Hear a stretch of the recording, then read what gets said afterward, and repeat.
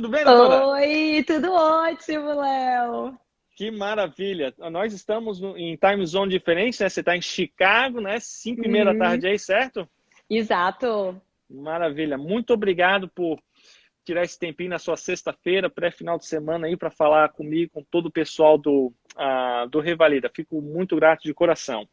Nossa, obrigada a você por esse convite, né? A gente se conheceu aqui através do Instagram e eu admiro muito o que você está fazendo. É fenomenal. Eu mudei aqui para os Estados Unidos em 2006 e quem me dera naquela época, né? A gente tivesse alguém como você para guiar o meu caminho, porque você facilita muito dando essa direção mesmo para quem está pensando em vir para cá, que é muito difícil de você descobrir isso sozinho e tendo um auxílio como o seu, fenomenal. E sem falar, né, nas últimas lives que você tem feito com pessoas maravilhosas. É, Nossa, tá sendo muito bom te acompanhar e ver sua jornada por aqui, ver seu crescimento também. Estou muito honrada, viu? nossa, muito obrigado. Fico muito feliz com as suas palavras. Eu tô fazendo esse trabalho já faz um ano praticamente, e até inclusive a próxima turma vai abrir na semana que vem, para o pessoal que estiver interessado. Mas hoje o tópico, o pessoal, não vai ser o curso, tá? O tópico vai ser, eu acho que até mais interessante que o curso, na minha humilde opinião, que é consultório, que nós dois temos o nosso próprio consultório aqui nos Estados Unidos, né? Isso. Você tá com. Só antes de começar aqui a falar do consultório, só quero pegar um breve histórico seu, eu já conheço, mas o Aham. pessoal que está de fora. Conta um Uhum. pouquinho da sua formação aqui nos Estados Unidos, doutora. Uhum. Bom, vou começar um pouquinho então da minha formação desde o Brasil, pode Do ser? Brasil, então vai lá, Vou te claro, vai contar a lá. minha história toda. Eu sou de Itabuna, Bahia, é uma cidade do interior do sul da Bahia. E eu me formei em uma universidade, na Universidade Federal de Diamantina, no norte de Minas, que hoje em dia é a Universidade Federal dos Vales de Jequitinhonha e Mucuri. E assim que eu me formei, em 2005, eu mudei aqui para os Estados Unidos logo em seguida. Eu trabalhei no Brasil apenas 6 meses e mudei aqui para os Estados Unidos em 2006, na época, com o meu, hoje em dia, ex-marido. Ele tinha sido aceito para um PhD, né, para um programa de doutorado na Universidade de Maryland. E eu vim naquela expectativa, assim, de Uhum. aprender inglês, eu não falava inglês, queria ver qual que era. E assim que eu cheguei aqui, eu descobri que na Universidade de Maryland tinha um programa que aceitavam alunos estrangeiros. Então, eu falei, então quer dizer que eu vim para cá para aprender inglês, mas talvez vai dar para estudar. Então, ótimo, vamos juntar o útil com o agradável. Só que eu Ótimo. não imaginava o que precisava fazer, eu não tinha ideia do que eram os boards, não sabia, nossa, nem o que era o TOEFL, praticamente. Acho que o Uhum. TOEFL eu já tinha ouvido falar. Então, assim que eu cheguei em Maryland, né, eu comecei a correr atrás do que precisava então fazer para entrar nesse programa. E muitas pessoas me ajudaram. Existia um professor brasileiro dentro da universidade que tinha acabado de chegar também, para dar aula no departamento de dentística, Dr. Luiz Sense. Eu devo muito da minha carreira a ele, porque foi ele que me apresentou as pessoas dentro da universidade Uhum. e que me fez, assim, com esse sonho de entrar para a faculdade. Mas a primeira barreira era o inglês, né? Então, eu fiquei 2 anos, eu trabalhei como babá, eu Legal. estudei 8 horas por dia para passar no Boards, na parte 1, para passar no TOEFL. E me inscrevi no ADD, então eu fiz o ADD de Maryland. E quando eu fui aceita, depois de 2 anos, logo de primeira, assim, eu passei nos boards, fiz minha inscrição e consegui entrar. E assim, foi um choque, porque realmente eu também não esperava o que ia ser uma vida de residente aqui nos Estados Unidos, né? A Uhum. gente tem um pouco de ideia de, como é que é um programa de pós-graduação nos Estados Unidos, mas é muito mais desafiador do que a gente acha, mas não é impossível, né? Então, Sim, assim, dedicação e é uma experiência incrível e eu acho que sim, é totalmente possível com e, certeza. e é muito gratificante. E, e Inclusive, é tem uma. essa. Não, Pode. desculpa, pode continuar, continua. Não, e essa foi minha história, então, de como que eu consegui, né, revalidar o meu diploma aqui nos Estados Unidos. Foi através do programa do ADD de Maryland. E eu ia te comentar que, inclusive, tem uma doutora brasileira que foi aceita agora nesse Sim, programa, a doutora Érica, você deve Érica. conhecer também, né? Aham. Ela foi aceita agora, vai começar... Começa agora em junho, não? Ou é no É ano que vem que ela isso. começa? Não, Começa em junho começa agora. agora. Aham. Começa agora, né? É, e passou um Ela- filme na minha cabeça quando ela foi aceita, né? Porque eu É. falei, meu Deus, a gente sim, através daqui do Instagram também, a gente se conectou. E é Aham. impressionante, porque hoje em dia a Program Director do ADD, ela era minha co-resident, ela era minha Ah, que legal. colega de turma. Aham. Ó, a E Érica eu aí, ó, ainda em tenho uma julho agora. relação muito boa. Ah, Aqui, ó, pronto, ela aí. mandou comentário ali, ó. Bem-vinda, Érica. Bem-vinda, bem-vinda. Dá um alô também para a doutora Natália, que apareceu na primeira live dessa série de live, que ela apareceu aqui. Um alô também para a doutora Natália, que está lá tá em Ann Arbor. Então, você fez os 2 anos, Uhum. te liberou para trabalhar em alguns estados e você acabou escolhendo Illinois. Exatamente. Illinois, que é, né? No, É, Illinois, não é Illinois. Illinois. Illinois. Não, Illinois. Exato, eu vim parar aqui em Illinois porque assim que eu terminei, eu fiz o ADD com o mestrado, né? Existem essas opções. Tem a opção de você fazer o ADD e o mestrado, ou fazer só o ADD de 1 ano ou 2 anos. Eu fiz o programa de 2 anos de ADD com o mestrado em Biomedical Science. E na época que eu estava me formando, estava abrindo uma universidade aqui em Illinois, a Uhum. Midwestern University, e eles estavam contratando professores.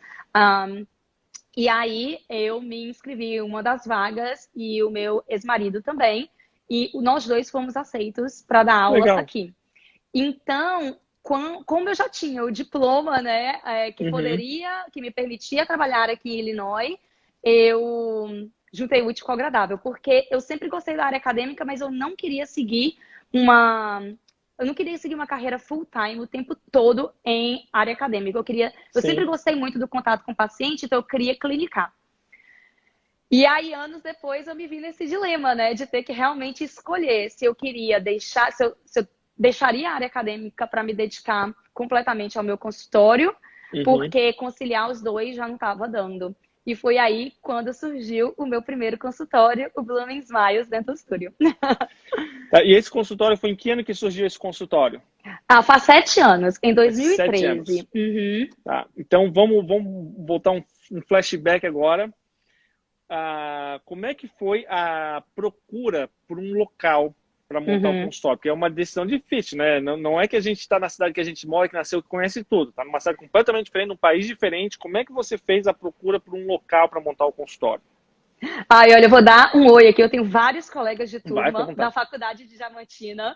Meus colegas, tem vários aqui, estão me dando um oi. Eu vou dar um oi para todo mundo Ótimo. de Diamantina que está aqui comigo.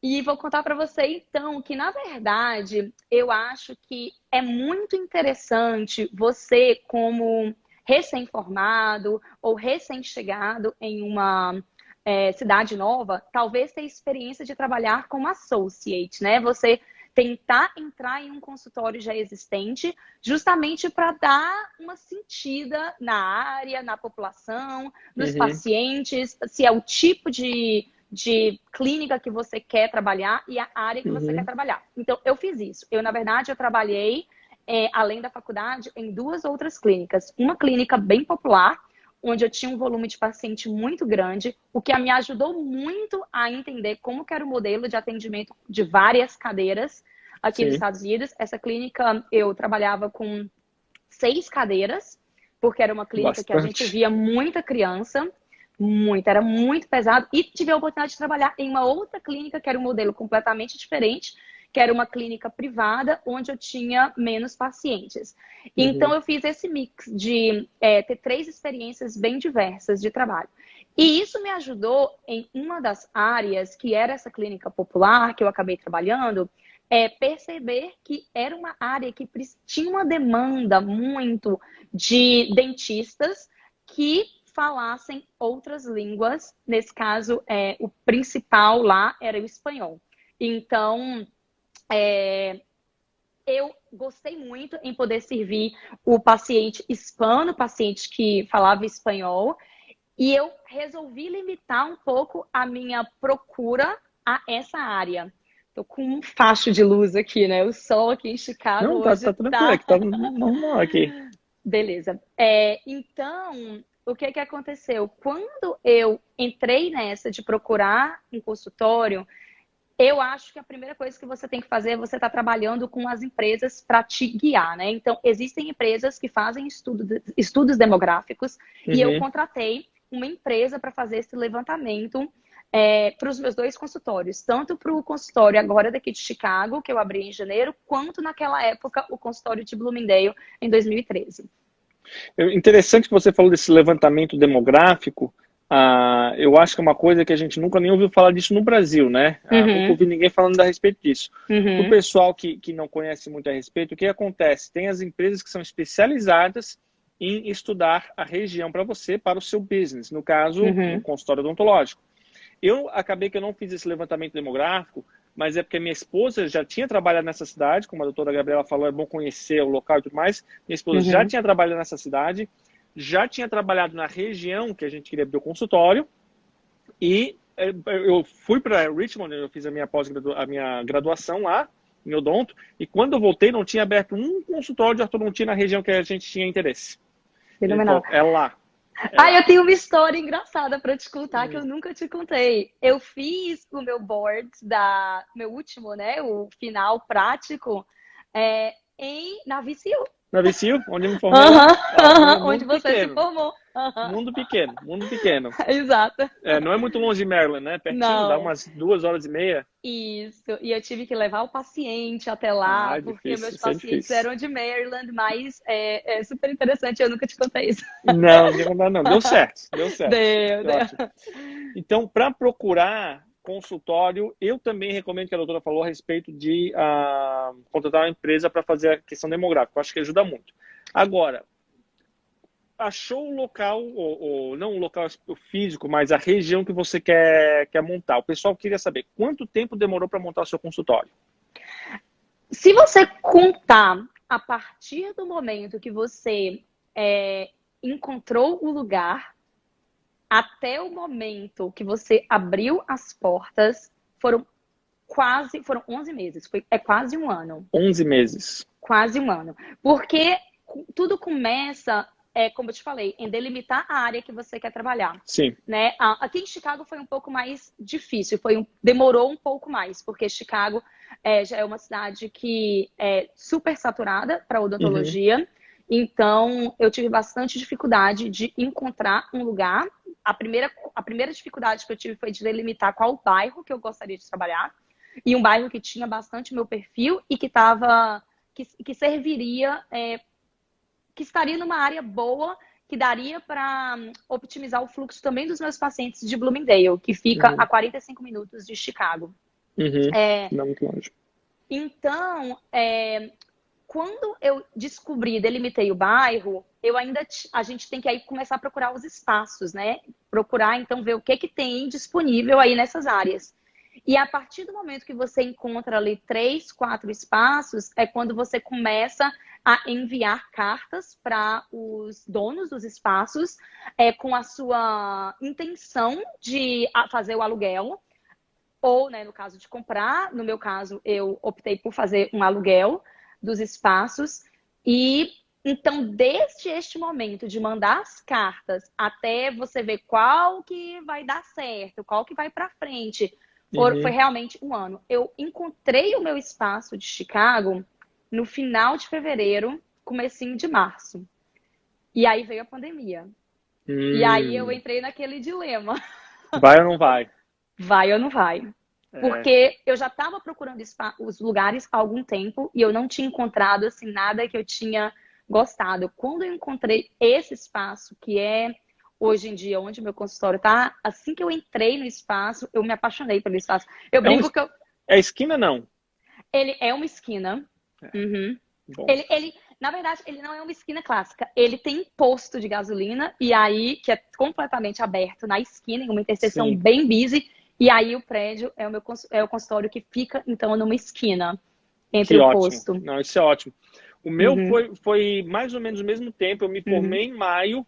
Em junho, eu estava sem a minha licença, ainda que estava chegando. O processo às vezes demora, manda para o board estadual, demora até chegar.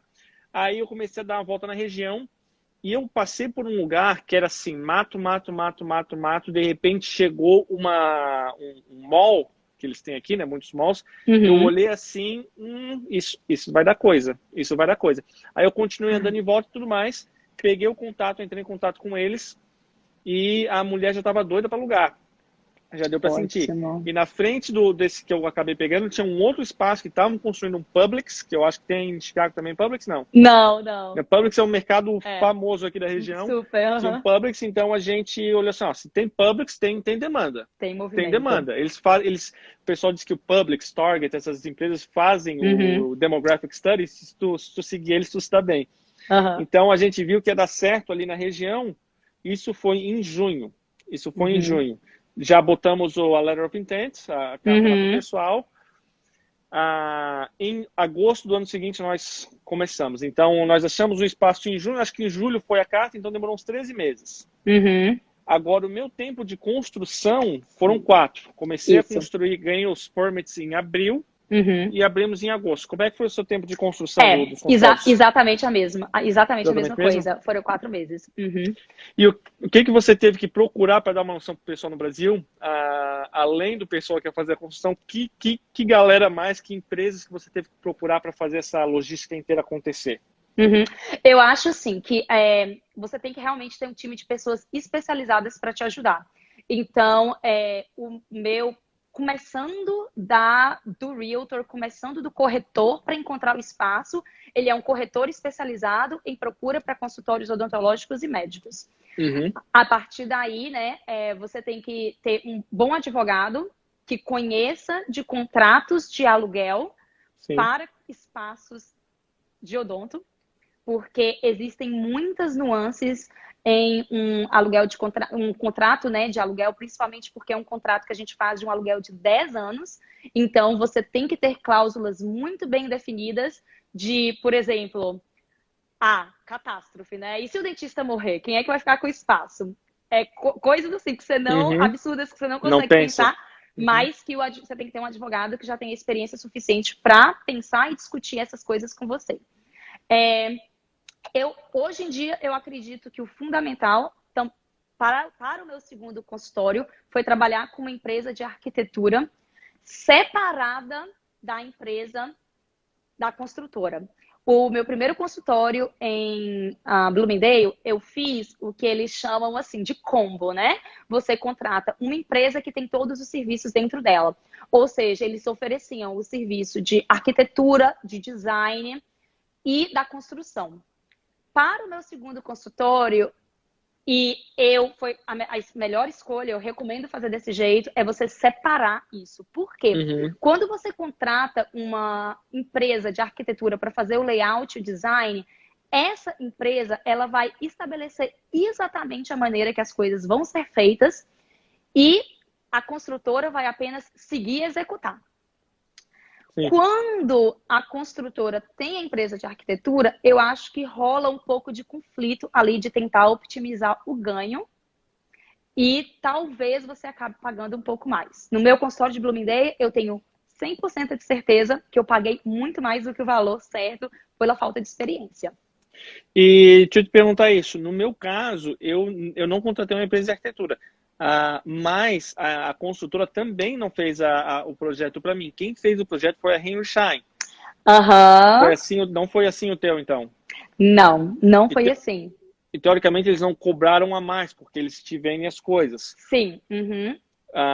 Uma experiência que aconteceu comigo interessante para passar pessoal é que assim, eles têm a ideia assim, a gente não te cobra, mas tu vai comprar da gente. Eles botaram uma cláusula que eu tinha que comprar, sei lá, 75 mil mínimo deles. Eu falei, não assino isso. Não Exatamente. Assino. Aí, não, então não compra nada. E o que foi interessante é que aí eles mandaram uma lista com trocentas coisas pra gente comprar. E eu fui cortando. Quanto mais eu cortava a coisa da lista, menor ficava o auxílio deles.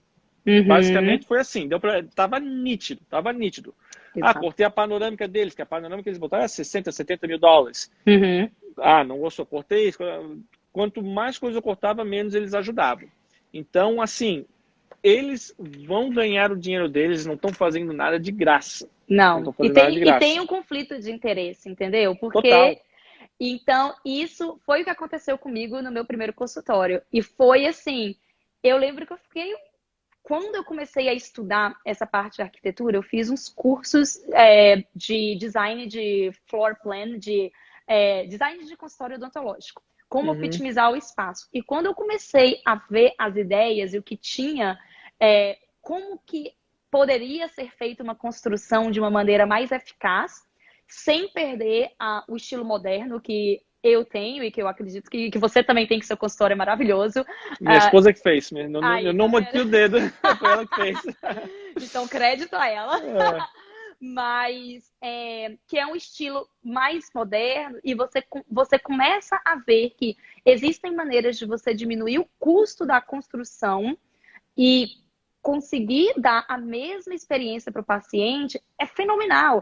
E eu lembro que eu fiquei muito revoltada quando eu descobri como que, por falta de experiência em Bloomingdale, eu poderia, na época, ter diminuído muito os gastos que eu tive nessa parte do design. Então, eu acho que, assim, uma parte fundamental de, se você estiver pensando em montar um consultório odontológico, seja aqui, seja no Brasil, seja em qualquer lugar, tenha muito certo em mente o design que você quer, o plano de fluxo, a divisão dos ambientes e trabalhar a partir daí e tentar entender um pouquinho como é que é a questão da construção. Faz O plano diferença. faz muita diferença. Tem umas coisas no meu consultório hoje que, olha, eu estou há quase 3 anos, fazer 3 anos, dia 22 de agosto. Tem salas do meu consultório que até hoje praticamente eu não uso. Uhum, E, exato. e, e assim, a gente meio que sacrificou espaço para botar aquela sala para ser uma second consult room, para fazer as Uhum, consultas e tudo mais.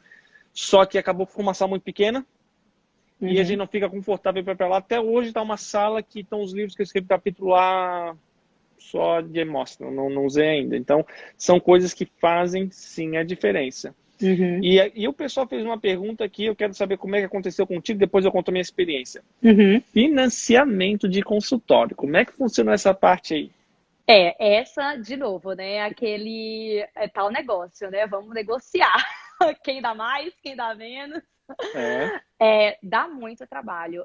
Existem critérios que você pode, claro, né, que você vai aplicar para um financiamento. Então, existem critérios que eles pedem, que você tem que estar ali batendo esses critérios, cumprindo esses critérios, mas não tem muito segredo. Na verdade, você vai pegar ali 3 bancos, né? Existem bancos que já têm já a fama de ajudar uma startup em odontologia. Então, normalmente o corretor já tem já alguns banqueiros que eles trabalham e que eles vão Uhum, te falar assim, esses aqui vão funcionar para o seu caso, tenta negociar com eles. Então, como eu já tinha já uma dívida do meu primeiro consultório, eu tentei renegociar com o mesmo banco e tentei pegar um outro orçamento de quanto que seriam os meus juros, né? Que nesse caso é o que mais se importa quando você está falando da parte financeira, com outro banco, com concorrente. E eu posso uhum. dar os nomes aqui. Para quem está aqui nos Estados Unidos, eu falo com certeza que talvez Até eu ajude. fiquei curioso. Eu fiz Bank of America, foi quem me financiou o meu primeiro consultório.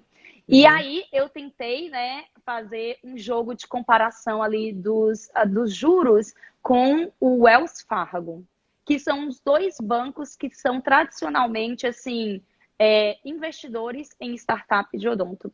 Porque eles sabem que um consultório de odonto, se você seguir o passo a passo, é muito difícil de quebrar aqui nos Estados Unidos, o que é ótimo. Então, para a galera sim. aí do Revalida, É. né? O meu não é corretor, como é que chama? O broker não, o cara do banco. O cara do banco, esqueci o nome Aham, agora. aham. Ele falou que consultório odontológico, pelo menos na experiência dele, não sei se era números de alguma pesquisa ou se era números dele, 99% dá certo. Exato. E ele falou que melhor que consultório odontológico eram consultórios veterinários. Veterinário era o melhor, Ai. ele falou que e odontológico era o segundo. Então, por isso que eles financiam bastante. Tô perguntando aqui Bank of America e qual outro? Wells Fargo. Wells Fargo. Uhum, Eu também chequei com esses dois. Eu botei os dois para uhum, brigar também, consegui uhum, redução de juros e tudo mais. O Bank of America, ele contou com uma vantagem, que eu já sou cliente de Bank of America, e eu já estou acostumado. Eles Olha, foram muito competitivos, mas assim, eu já estou acostumado com o Bank of America. e olha que diferente. No meu caso, eu também sou cliente Bank of America. Eu financei o meu primeiro consultório com eles e eles foram completamente difíceis de lidar, não me ajudaram em nada.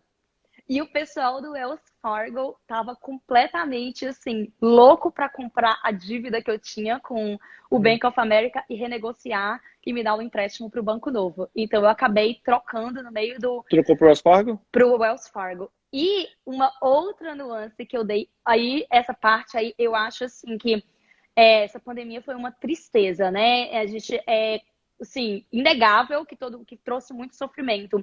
Mas nessa questão de juros, quando eu estava no meio da minha negociação de juros, o gerente do banco, né, o financeiro lá, me ligou e falou assim: Dr. Gabriela, se você assinar comigo, eu ainda vou baixar os seus juros mais. Eu falei, gente, quando que eu esperaria uma ligação falando, vamos baixar mais os juros? Normalmente é o contrário, né? Você já está preparado para aumentar tudo. Então, eu ainda consegui uma redução dos meus juros, porque eu estava negociando em meio a essa pandemia que estava um período de incerteza muito grande, né, para todo mundo com relação eu consegui renegociar a minha também. O que aconteceu o Bank of America, eles estavam muito, muito ajudando tudo antes de eu fechar. Depois que eu assinei, mudou um pouquinho a questão. Tipo, já assinou, pronto, né? E assim, o Bank of America e o Wells Fargo também são bancos tão grandes aqui nos Estados Unidos, o pessoal que não conhece, que eles são muito assim, tem um departamento disso, disso, daquilo, daquilo. Então, assim, às vezes a pessoa de um departamento não tem nenhum pitaco na pessoa do outro, é muito separado o negócio. Então, às vezes, quando tu precisa de uma ajuda especial, tu não consegue. Eu tenho um financiamento com um outro banco para esse meu consultório que eu tô aqui agora, que a gente comprou, que é chamado South State Bank, é um banco bem menor, e eu precisei se tornar um cheque ontem. Eu mandei uma mensagem pro cara, ele falou, me passa um e-mail, eu resolvo isso aqui para ti. Resolvido. No Bank of America, nossa, eu tenho que ficar falando com liga para um 0800 e tal. Então, o Bank of America, ele ajudou muito para fechar, mas depois, quando eu precisei de algumas coisas, eles, não tô nem aí. Inclusive, no refinanciamento da minha dívida agora. Eu baixei de juros, eu pagava 4,4%, eu baixei para 3%. Ótimo. Eu baixei para 3%. Mas assim, demorou 2 meses para eles mandarem a documentação. E é muito documento, né? Na verdade, assim, essa questão da parte do financeiro, ela exige muito de você, porque realmente é desgastante eles pedem muitos. Nossa, é muito documento, eles pedem muita. Nossa, na verdade, os tax returns, imposto de renda, histórico de imposto de renda de, meu Deus, muitos anos, Profit 4 anos. Exatamente. Eles querem ver a saúde do seu business, a saúde atual do seu business, projeção de crescimento. É muito desgastante. Então, o pessoal fala, tente negociar com pelo menos 3 bancos. Na minha cabeça, eu falei assim, humanamente impossível eu tentar negociar com 3 bancos, eu vou tentar negociar com 2, por causa da quantidade de documentação que é exigida. Muito desgastante. É um full-time job, praticamente. Aí, exato. O que acontecia comigo bastante, que o pessoal falava, se tu mandar a documentação deles, a gente bate. Aí eu falei, cara, se eu mandar a documentação deles, eu vou perder meu tempo. Se eu for perder meu tempo para te bater, eu vou com eles. Exato. Se eu trouxer a documentação deles, tu vai ter que fazer melhor do que a deles. Aí o pessoal meio que, não, tá, então a gente não precisa fazer com eles, vamos ver o que a gente consegue fazer. Eu falo, cara, eu não vou gastar meu tempo para te dar um match. Tu vai ter que fazer melhor. Mas é um full-time job, uma coisa muito chata. Eu acho que esse processo talvez seja uma das partes mais desgastantes, né? E uma das partes mais importantes, porque como que você vai definir, né, o seu gasto, sua projeção de quanto que você vai pegar de empréstimo? Existem, assim, algumas formulazinhas. Então, eles falam que para você calcular o seu empréstimo, basicamente, dependendo do seu espaço, né? Então, vamos dizer que se você tem um espaço de... aqui, a primeira coisa que a gente tem que aprender a falar quando a gente está falando de espaço na verdade, tem que começar a entender a diferença entre metro quadrado para Square feet, feet. né? Porque é assim, ponto número um. E eu sou muito engraçada. E para mim, na minha cabeça, eu não entendo o que é metro quadrado. Eu não entendo mais também o que é, não. Mas Eu não eu entendo. estudei para falar hoje, porque eu acho que isso é interessante de se entender. O metro quadrado, um metro quadrado, equivale a 10,76 square feet.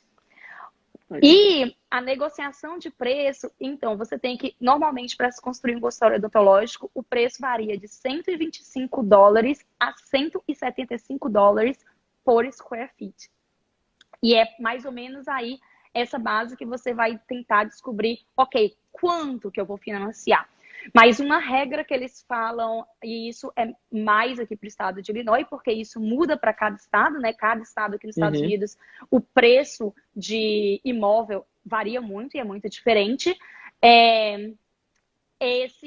Aqui em Illinois, eles falam assim, se você quer construir um consultório, né, de 5 cadeiras, você tem que já aplicar de cara para um empréstimo de, sei lá, tipo 500 mil. Se você quer construir um consultório de 8 cadeiras, você já tem que tentar aplicar para um empréstimo de 750 mil. Então, só para dar uma visão assim de números, eu sei que tem muita gente curiosa a respeito disso, de quanto custa, né? Eu vou falar para o pessoal aqui. complicado. O meu pé quadrado, square feet, foi 135. E eu não equipei o meu consultório todo de primeira, porque ia ser muito caro. Cada cadeira aqui, eu não sei quanto é que são as cadeiras de odonto geral, mas a parte de orto, a cadeira e tudo mais, dá uns 10 mil. Acho que o odonto geral é um pouco mais caro, né? Porque tem os raios-x e tudo mais. Exato. Nossa, eu peguei, eu olhei esses valores. Olhou? Então, eles estimam que por quarto, né, por operatory, por cada cadeira, a média é de 40 a 20 mil. Então, assim, você pode conseguir construir, tipo, dar uma shrinkage, assim, de diminuir bastante os gastos, mas pode chegar até 40 mil por quarto. E aí o pessoal queria me empurrar uma panorâmica nova, 60, 70 mil dólares. Eu peguei uma usada, paguei 30. Botei 3 cadeiras só, eu tenho espaço para 6. Eu botei só 3, ou botei 2, nem lembro agora. Acho que foram 3. Então, eu reduzi muito meus custos. Reduzi muito. E uma coisa que o pessoal também perguntou é a respeito do financiamento. Tá, Léo, mas tu vai pegar financiamento para tudo? Não necessariamente. Os bancos, o Bank of America, o Wells Fargo, talvez alguns outros, eles financiam a 100% do teu negócio até determinado valor. Não foi assim para ti também, não. O nosso era 100% até 575 mil. Exatamente. E tinha que incluir o cash flow, que é o capital de giro. Exatamente. Esse é o teto deles. Esse era o teto deles. Acima disso tinha que ser do bolso. Porque eles também, né, tem que pensar que é um modelo de negócio. Eles querem que você traga o retorno para eles. Sim. Então, assim, eles não vão te fazer promessas que sabem que eles vão se comprometer. Mas é exatamente a mesma coisa. Ou seja, assim, para quem pensa, é fácil, é tranquilo, assim, não é. Assim, tem muito passo a passo a se cumprir. Mas eu acho que uma vez que você descobre mais ou menos como fazer e entre nesse jogo de tipo de negociação, já começa a dar um pouco mais de clareza por onde ir. Sim, mas assim, o pessoal ter essa noção, gostei que tu falou dos valores, facilmente, pessoal, passa de 500 mil dólares um consultório aqui nos Estados Unidos. Facilmente. E outra coisa, e sempre o que você estiver estimando que vai gastar, pode saber que vai ser mais. Por exemplo, o contractor, a pessoa da construtora vai te falar, o seu projeto vai ficar em 200 mil. Pode colocar 250. Porque construção em qualquer lugar do mundo vai ser a mesma coisa.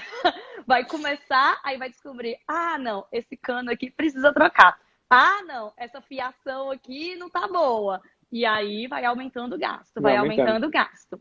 Uma coisa que é caríssima, que eu não tinha noção na época, até começar a pesquisar, é o sinal que vai na parte de fora do consultório. Sim. Ia ser 2 sinais aqui lá no meu consultório, eram 20 mil dólares. Eu consegui acabei achando um outro cara que fazia, ele fazia os sinais para a empresa, e aí ele descobriu o valor que as empresas cobravam para instalar, e ele disse, não, se o sinal que é o mais difícil eu já faço, eu vou fazer a instalação também. E aí o meu valor cortou pela metade, porque eu peguei esse cara. Mas era 20 mil para fazer 2 sinais isso aqui. Caríssimo. Não, e aí ainda vem, né, para fazer, e ainda tem os permits, que é a parte da prefeitura para permitir a instalação. Uhum.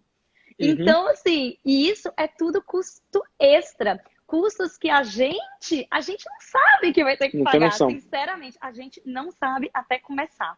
Gente, não tem noção. Eu vou dar uma puxada aqui nas perguntas. Fizeram 2 perguntas aqui Então, na caixinha privada. Como funciona o credenciamento de convênios americanos para fazer ortodontia ou outras especialidades, não sendo especialista, em relação ao consultório? Vou responder aqui, doutor, é o seguinte. Tem um vídeo meu lá no YouTube, o meu primeiro vídeo de mitos e verdades. Qualquer procedimento pode ser feito por qualquer pessoa que seja dentista. Talvez algum seguro tenha alguma... eu sei que na Carolina do Sul tem algumas questões de que o reembolso, às vezes, pode ser um pouco menor, dependendo da forma que você se credenciar, que aí já vai outra live inteira, PPO, HMO, um monte de coisa, é diferente. Mas você pode fazer o procedimento, tá ok, doutora? Você pode fazer o procedimento. Você, doutora Gabriela, você faz vários, você bota muito implante, né?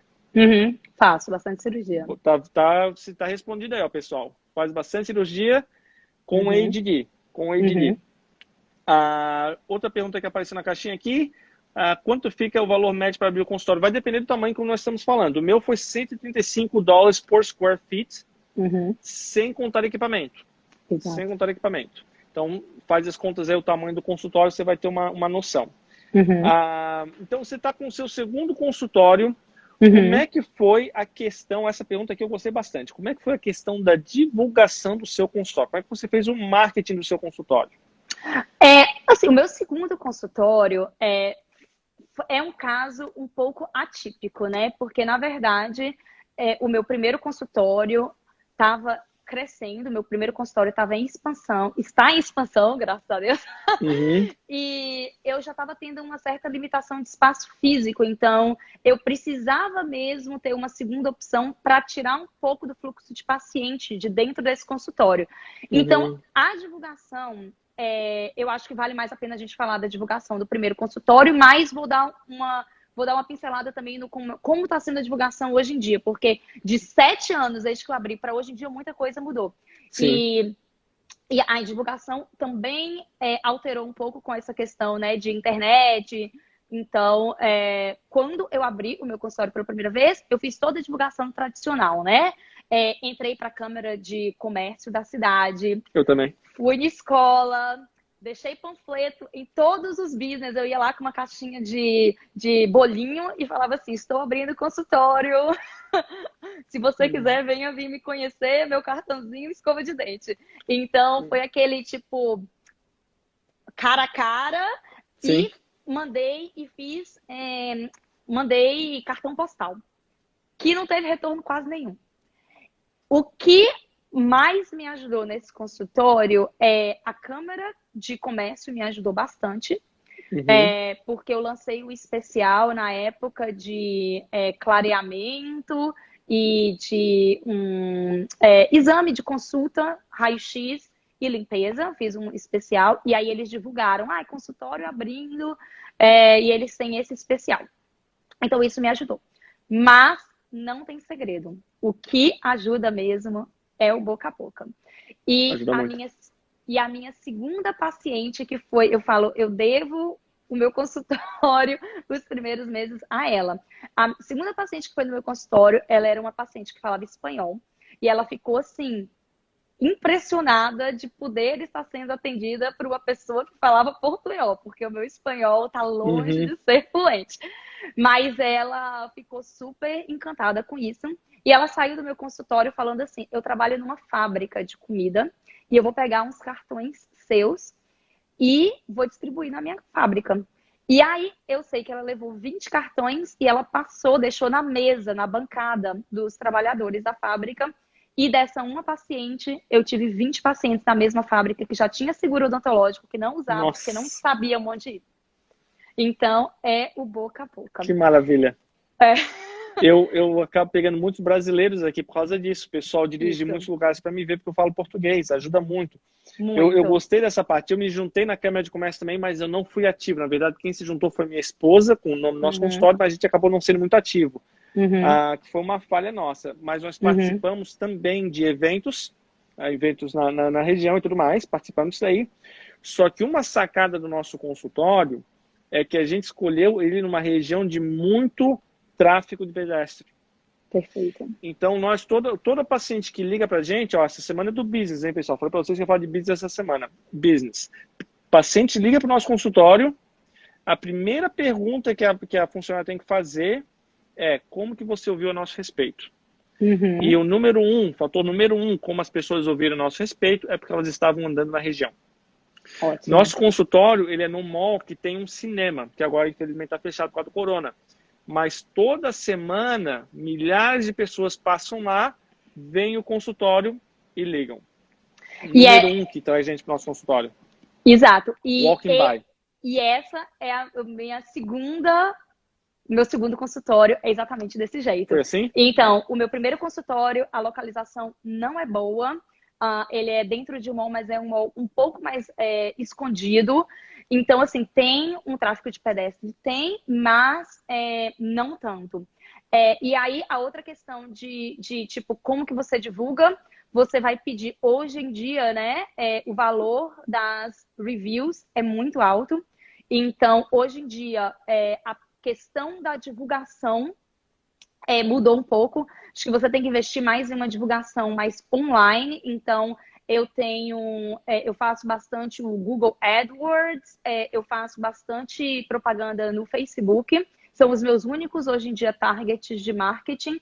E review. Todo paciente que entra no meu consultório, eu peço review. Eu peço review. Falo assim, olha, se você puder me ajudar e se você gostou da experiência aqui, por favor, me deixe meu review. Porque os pacientes, primeiro, eles vão olhar o seu consultório, eles vão dar aquela conferida na localização, igual o meu segundo consultório hoje em dia é bem mais localizado, e eu também tenho esse tráfego de pedestre e de pessoas dirigindo. O consultório fica em frente ao post office, em frente ao correio. E em frente a uma sorveteria, que dá fila. Ótimo. Fica 10 pessoas na frente da sorveteria. Ótimo. E aí as pessoas ficam olhando. E daí, o que elas fazem? Pega o celular e começa a dar uma olhadinha ali. O que as outras pessoas estão falando sobre esse consultório. Então, através das reviews, eles ligam e sim, resolvem agendar. A localização é muito boa e às vezes o pessoal fala, mas eu vou pagar um aluguel mais caro. Vale um custo de marketing. Não pensa como aluguel, é um custo de marketing. Ao invés de pagar para mandar panfleto, tu paga todo mês um aluguel mais caro. Exato. E você falou que as reviews são importantes, eu concordo 100%. Número um, fator pelo qual os pacientes conhecem meu consultório ou vêm para o meu consultório é a localização. Eles vêm lá. Número 2, Google. Número 2 é o Google. Então, eu já sei disso. Eu faço meus relatórios, número 1 e 2, reviews e localização. É extremamente importante, pessoal. Eu ainda não pago AdWords e Facebook, mas eu deveria fazer isso aí também. Vou fazer em breve. Perguntar aqui mais, essa pergunta aqui é interessante, um colega que já segue há bastante tempo. Qual que é a melhor hora de abrir o seu consultório? Logo depois de formado ou para trabalhar um tempinho, uns 2, 3 anos? O que você acha, doutora? Não tem receita de bolo, mas não tem receita de bolo. Não tem receita de bolo. A gente tem duas experiências diferentes, né? Porque eu acredito que você abriu já logo depois que você terminou. Um ano depois. Eu demorei aí um pouquinho. Eu demorei 2 anos e meio até abrir. Então, eu trabalhei para os outros. Se você já conhece a área, se você sabe que é onde você quer morar, se você não tem dúvidas, se você conhece mais ou menos como as coisas funcionam, eu acho que sim, você pode encarar. Para mim, eu achei que funcionou eu ter trabalhado antes, porque eu não sabia muita coisa de como que o seguro, né, a questão de seguro odontológico aqui funciona. Eu acho que para ortodontia, como você... talvez seja um pouco mais fácil, porque é um tipo de procedimento, mas ainda assim é super complexo. Complexo, Muito complexo. Então, o meu objetivo, na verdade, para trabalhar, quando eu trabalhava para outras empresas, eu lembro que quando não tinha paciente, eu ficava assim, ó, de braço cruzado atrás da recepcionista para ver tudo que ela estava fazendo. Tá certo? Aquela, tá certo? Tô ali de olho, querendo aprender como é que é a questão do seguro odontológico, porque eu sabia que quando eu abrisse o meu consultório, porque eu já tinha essa visão de abrir, eu não queria ter que aprender. Eu já Sim. queria começar a trabalhar, já queria saber como é que as coisas funcionavam. Então, por esse motivo, eu achei que foi interessante para mim trabalhar um pouquinho antes, mas não existe fórmula. Eu concordo 100%. Uma coisa que a doutora falou que eu achei muito interessante é o seguinte: você não sabia onde você queria morar. Eu já sabia, então eu senti mais confiança. E a gente já tinha estudado a região antes de eu ir para Richmond, para a faculdade. A gente já tinha estudado a região. Então eu me sentia, minha esposa, nos sentimos mais confortáveis em abrir lá. Tanto que a nossa ideia inicial era guardar uns 2 anos. Até porque a gente ia comprar esse consultório aqui, ia ter um problema de cash flow, ia ser difícil pegar o empréstimo, por causa da quantidade de dívida. Mas aí quando eu dirigi lá, depois de ver minha esposa para a região, ela falou, olha, se a gente não abrir aqui, alguém vai abrir. Então foi aí que a gente deu o pulo. Mas como a gente falou no começo da live hoje, esse tempo é longo, é 1 ano para abrir. Então nesse tempo que foi que eu vou trabalhando para os outros e começando a aprender coisa na marra. Foi mais ou menos esse tempo. Mas não tem fórmula. O ideal é você ter certeza que você quer morar naquele lugar antes de você querer abrir o consultório. Então, se você não conhece, vai pegar um pouco de experiência na região, que é muito importante. E deixa eu dar uma olhadinha aqui, né? Tem umas perguntas que apareceram aqui boas. Alguém perguntou... Vou focar nas perguntas em relação ao consultório. Esses valores que a gente comentou é só de construção ou inclui equipamentos? Construção. $135 square feet é construção. Comprar um consultório existente custa mais? Custa mais. Esse meu consultório que eu estou aqui custou mais do que o meu que eu montei. Só que tem cash flow, tem dinheiro entrando. Tem dinheiro. A vantagem de comprar um consultório é que tem dinheiro entrando, você já continua com dinheiro no bolso, você recebe um salário. Tá? A desvantagem é que você vai pagar muito mais e vai ter coisas que você vai ter que atualizar. Nós gastamos mais de $20 mil agora, faz uns 2 meses, colocando piso aqui, tirando os carpês e pintando parede, isso, aquilo. Então você vai ter que investir, vai pagar um valor maior e ainda assim vai ter que investir para dar uma atualizada. Agora a vantagem de montar um outro, a desvantagem, você não vai ter o cash flow, vai demorar mais para tirar salário, mas você vai montar do seu jeito. Que foi o que a doutora Gabriela fez. Mas eu vou contar um segredo para você, porque eu, na verdade, quando eu comecei a pensar em expandir, eu comecei a procurar para comprar. Só que eu não encontrava nada que, assim, eu me via trabalhando. Então, eu encontrei consultórios muito velhos, de dentistas, assim, que já estavam, assim, meu Deus, trabalhando, fazendo odontologia há 70 anos.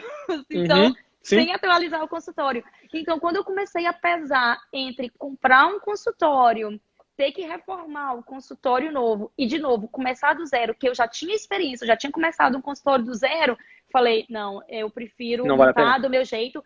E tem uma outra coisa também, que quando você começa o consultório, você está sempre adicionando valor nele, né? Que você está realmente com 0 paciente e você vai aumentar essa população de pacientes. Então, você está ali adicionando valor também. Exatamente. Então, assim, do ponto de vista financeiro, 100% mais vale você comprar um consultório pronto. Agora, do ponto de vista de inúmeras outras coisas, montar o seu consultório do zero tem inúmeras vantagens. Até porque quando você já compra o consultório pronto, vai doer muito o teu bolso para querer gastar um pouco mais para dar uma atualizada. Vai doer demais. Então, eu não tenho receita de bolo novamente. Cada um tem preferência, os dois têm pontos positivos e negativos. E outra pergunta ali que eu gostei, quanto tempo demora para pagar o empréstimo do consultório? Eu vou começar aqui. Doutora, o meu consultório, um é 7 anos, os outros são 10. Como é que está o seu esquema de empréstimo aí? Mesma coisa, o meu são 10 anos. 10 anos, o mesmo período do aluguel. E para o pessoal ter uma noção assim, Léo, dá para pagar mais rápido? Dá, mas eu não tenho interesse. Ninguém Por quê? Porque a taxa de juros é muito baixa. A taxa de juros é muito baixa. Estou pagando 3% de juros ao ano, não é ao mês, é ao ano. Fora disso, o que eu pago de interest, de juros, é deduzível de imposto, galera. Então, isso aí é mais assunto para outra live, que senão a gente vai continuar. Sim. Mas, assim, o valor que realmente me custa de juros é muito, muito, muito baixo. Então, não vale a pena pagar o consultório mais rápido. Não vale. Eu cometi uma burrada de pagar uma grana, um lump sum aí, no começo ali, mas depois eu parei. Doutora, vamos continuar aqui mais uma pergunta. Eu quero saber da tua experiência. Já falamos dos custos, já falamos do tempo para montar. Existe padrão, você tem consultórios em 2 locais diferentes. Exato. Como é que funciona a cobrança? Vou falar em relação ao paciente dos procedimentos. É igual? Varia? Como é que funciona isso daí? Varia. Na verdade, os meus 2 consultórios são 2 business completamente independentes. Eles são clínicas que elas não se comunicam. Por exemplo, o raio-x do paciente de Bloomingdale fica em Bloomingdale. A gente não tem acesso, a não ser que a gente transfira e o paciente autorize para isso. São dois business completamente separados, então são dois contratos com seguros diferentes, são dois preços completamente diferentes por procedimento, porque de novo, né, a gente falou sobre o real estate, como que é a questão do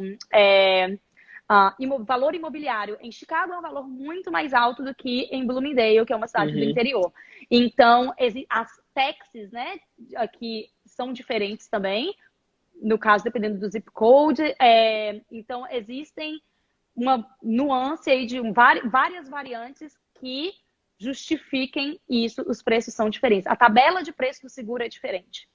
Então, os procedimentos são diferentes. Exatamente igual para mim aqui. E deixa eu te perguntar uma coisa. O seu sistema, ele não é cloud-based? Ele é server-based? Server-based. Tá, então, ortodontia está a anos-luz avançado em termos de software do que clínicos gerais aqui nos Estados Unidos. Eu tenho inveja da galera. Só para o pessoal ter uma noção, galera, o que a gente gasta em tecnologia de informação aqui não é pouco. É muito dinheiro que vai. E o debate de se fazer assim, eu faço um consultório que é cloud-based, com software, com gerenciamento que é tudo na nuvem, aí eu estou em diferentes locais, eu consigo acessar o prontuário do paciente, ou eu faço um que é server, que tudo fica no local, né? Vantagens e desvantagens para os dois. Eu escolhi cloud-based, mas tem horas que eu me arrependo. Tem horas que eu dou graças a Deus. Mas qual que é o seu software que você usa? Dentrix? Eaglesoft? Eaglesoft. Eaglesoft. Na parte geral, como a doutora falou, é bem diferente. Mas vai uma grana. Eu pago no meu consultório de TI, eu pago agora relativamente barato, porque eu não tenho servidor. Então eu pago, acho que dá uns 4.500 por ano, mas assim, ó, isso é muito barato, pessoal. Bem barato. Isso é muito barato. No consultório que a gente tinha, que tinha servidor, era 15 mil por ano, se eu não me engano. Era 15 mil por ano. Então, é uma grana bem alta. Alguém fez uma pergunta ali, qual o valor médio de consulta e limpeza? Eu não tenho ideia, doutora, ajuda a gente aí. Tem curiosidade também. De novo, varia. Uma das táticas... Bom, primeiro depende, né? Tipo, o valor médio de uma consulta e limpeza para o paciente particular ou para o paciente com seguro? Paciente com seguro, normalmente, se você fizer consulta, raio-x e limpeza, vamos dizer, o paciente inicial, vai uma média ali de 150 a $250, dependendo do seguro. O paciente particular, existem vários cursos que indicam você reduzir o custo desse exame raio-x e limpeza, para você atrair o paciente no seu consultório, porque a partir do momento que o paciente chega no seu consultório com um valor de entrada um pouco mais baixo, você consegue reter esse paciente com relação ao tratamento. Eu faço isso, eu acho que é um modelo de business que funcionou para mim, eu fiz cursos que me guiaram a fazer dessa maneira e eu tentei implementar e tentou funcionar para mim. Nos meus consultórios, eu posso falar abertamente, porque todos os meus pacientes sabem, no meu consultório de Bloomingdale, eu tenho um especial de $79, exame raio-x e limpeza, e no meu consultório de Chicago, $99, exame raio-x e limpeza. Que é basicamente um custo de aquisição do cliente, né? Exatamente. Talvez eu não ganho nada com isso, talvez até saia do bolso para fazer tudo isso, pagar a hygiene e tudo mais, só que é um custo de, ao invés de fazer marketing, faz isso. Exatamente. Nossa consulta é gratuita inicial. Exato. E a gente, assim, tem uma das coisas que eu acho fenomenal aqui do consultório odontológico, quando a gente, trabalhando aqui nos Estados Unidos, é que a gente consegue ter muita informação de dados. Então, os softwares, os programas, eles nos dão muita informação. Então, você consegue ver desses pacientes que entraram no seu paciente, qual a porcentagem que você está convertendo em tratamento. E isso te dá, assim, uma ótima projeção de crescimento ou para ver se realmente está funcionando essa sua tática. Exatamente. Eu tenho um software aqui que é chamado Gauge, que apenas me dá as métricas do meu consultório de uma maneira mais fácil de acessar. Eu poderia ver nos relatórios do meu próprio software, mas o Gauge eu pago a mais para eles facilitarem a minha visualização. Eu uso o Dental Intel. Dental Intel? Aham. Então, uso porque é importante, é muito importante. Super. E não foi perguntado ali, mas a gente tem mais 3 minutos. O preço de um implante ou uma coroa, quanto é que custa aí? Ai, meu Deus, isso varia tanto Um também. ballpark. Ballpark, hoje Ballpark em em Chicago. dia, olha, varia. Vai de tipo 3.500 a 5.000. Coroa e Depende. implante. Tudo. Tudo. E uma É. coroa só? Só a coroa de implante, 1.500 com abutment. Não, uma coroa normal. Uma coroa normal. Uma coroa normal. Coroa normal. Coroa normal, 1.200, 1.250. Preço similar daqui da região de Charlotte, pessoal. Uhum. Preço similar. Coroa uns 1.000, 1.200. Implante, coroa e tudo mais, uns 4 a 5 mil. Mas uma coisa importante a se falar, tem que lembrar que normalmente o pessoal fala, nossa, mas como é caro, mas tem toda uma laboratório envolvido, Não é barato. que você tem que repassar. É baratíssimo isso. E muitas das vezes a pessoa pensa assim, do preço líquido, né? Que nós, como dentistas, sabemos que não é bem assim. E o pessoal transforma $1.000 em R$5.000, que não é assim, pessoal. Não é assim. $1.000 aqui é $1.000. É como se fosse R$1.000. R$1.000. Se você cobrar R$1.000 uma coroa no Brasil, você vai falar que, não, é pouco, tem que cobrar mais. Eu conheço muita gente que cobra bem mais do que isso numa coroa. Então o valor é baixo. Só que uma das nossas vantagens aqui nos Estados Unidos é volume, né, doutora? Você consegue trabalhar com mais volume. Exato. Tem colega meu no Brasil que cobra R$20.000 em tratamento ortodôntico. Eu cobro 5, 6. Só que eu consigo atender 6 pacientes enquanto o colega atende 1. Exato. É bem similar aqui. Eu acho que a média de preço entre aí e aqui tá batendo. Tá. Provavelmente é parecido porque são cidades... Chicago é bem maior, mas Charlotte ainda é uma cidade de um porte relativamente grande também. Então tem valores parecidos. Pessoal, tem 45 segundos aqui, eu vou me despedir da doutora Gabriela, porque vai fechar aqui. Eu quero agradecer a presença. Olha, dá pra gente ter falado mais umas 3 horas com facilidade aqui, eu acho. Tem um monte de pergunta que não foi respondida ali, acabou passando. Peço desculpa, pessoal, mas não tem como responder a todos aqui, porque o papo vai rolando e o tempo tá acabando. E vamos abrir caixinhas. Vamos abrir caixinhas e aí vocês mandam perguntas. Tá certo. Eu vou abrir uma caixinha, a doutora Gabriela vai abrir uma caixinha. Pessoal, muito obrigado pela participação. Deu bastante gente aqui. Em breve vai ter mais uma live. Vou fazer uma na semana que vem. Vocês vão estar acompanhando aí. Obrigado, doutora. Muito obrigado. Léo, obrigadão. Foi ótimo, viu? Fique bem. Tchau, tchau. Tchau, tchau. Tchau.